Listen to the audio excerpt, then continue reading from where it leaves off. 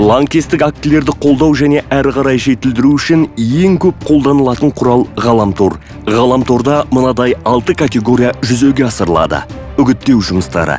Лаңкестік әрекеттерді ақтау және жарнамалау мақсатында идеялық және практикалық үгіттерді қамтитын мультимедиалық өнімдер қолданылады.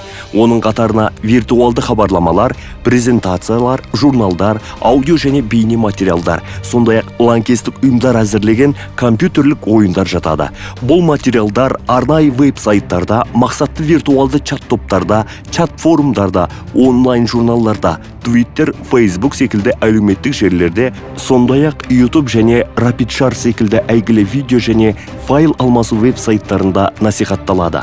Ғаламтор арқылы лаңкестердің зорлау, өлтіру әрекеттері жазылған видеосюжеттер және сол әрекеттерге еліктеуді үйрететін ролик ойындарда таратылады.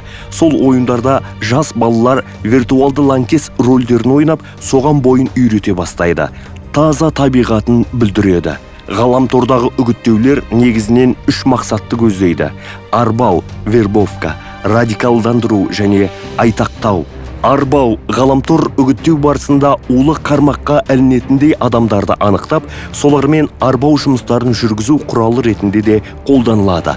Құпия және сөздермен шектелген арнайы веб-сайттар мен құпия форумдарда жаңадан лаңкестік ұйымдарға жаңадан бет бұрушыларға түсіндірме жұмыстары жүргізіледі.